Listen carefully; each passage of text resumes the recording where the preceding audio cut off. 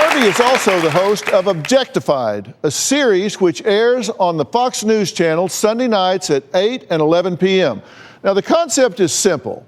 Harvey talks to newsmakers or celebrities about some of their meaningful possessions to uncover stories not already known to the public. And yours truly is one of the guests. Take a look. Oh, God, this is amazing. Tell me about it. So you got to admit, huh? I mean, honest to God, this is my dream. I used to go to dealerships when I was a kid and just look in the showroom window. This is a 57 Chevy. Yeah, 57 Chevy. Oh, God, this is beautiful. Bel Air. Oh. And this was my dream car. You know, I told you I didn't have a lot of money, but I had a lot of dreams. And, you know, you and I graduated at the same time, and this was the car, right? Yeah, this was the car everybody wanted. Well, he rarely does interviews, so this is a treat. Please welcome Harvey Levin. Hi, guys. What are you saying there? How are you? Good to see you. Good to see you. All right. So how are you? I'm good. I'm excited about this. Yeah, that was fun. Can you go to real stage here? I know, look at this. This is uptown, huh? I had so much fun doing this interview with you. It really was fun. I'm telling you guys, he has a great story. The journey is so interesting. So what did you learn about me that surprised you?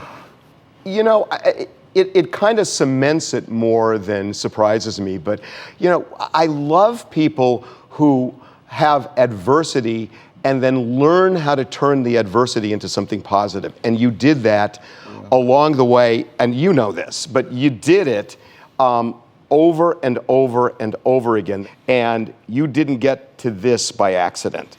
No, and I hope I'm still learning every time. You know, you hope you still are building as you go along. Now, during our interview, you asked me how my staff would describe me in one word. So now, I want to know how your staff would describe you. Demanding. Demanding. Yeah, I mean, I have a great staff. I mean, TMZ especially would not be successful without the staff. Yeah. You know, there's a breadth of knowledge in that office and skill that you need. One person can't do it. So this is an ensemble. But, you know, listen, we strive, like you do, we strive for excellence and accuracy and fairness. And, you know, those are, you know, tough marching orders every day.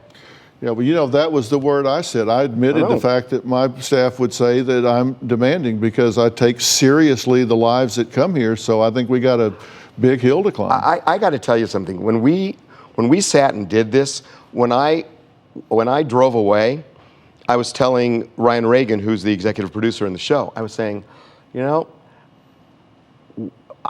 Dr. Phil and I are alike. And there's something, every time you talked about things, I heard things in my life that made sense. And I think we have, by the way, he's older than me. He's one day older than me. Come on, but give me a break. No, but we had this parallel path in much of our lives. Yeah, and really. And it really hit me. Yeah, that's really true. So, you know, I work with Steven Spielberg now because he's a co-executive producer on Bull. He won't return. He would never return my call. So you got one up on me there. And so, what did he have to do with your coming up with the concept for your new show? That's right. I was in a pitch meeting in my office where somebody was pitching me a show. Right. And I wasn't crazy about the idea. And I got a call from a realtor in Malibu who said, you know, you might want to put this house that's up for sale up on TMZ. And it was some celebrity owned the house, and it was just going to be a fun little story. And just as I'm hanging up, he says, by the way, he says, I think I'm going to list Steven Spielberg's Malibu house, or I might. And he said, this house is unbelievable. And he said, he's had it for like 30 or 40 years. And you go through the house and he has all this stuff. Yeah. And you can track his, I haven't been there. Have you been to the house? No. Well, he said that you could track his life by looking at the stuff. And it's, you know, one of the things you talked about with the, you know, the light bulb moments. Yeah. It was boom. It was like, that's the show. That you basically use objects to, as a touchstone to get into periods of people's lives. Yeah. And when you do it, it becomes more personal to them and in a way surprising to them because they start remembering things from the objects. Yeah, exactly.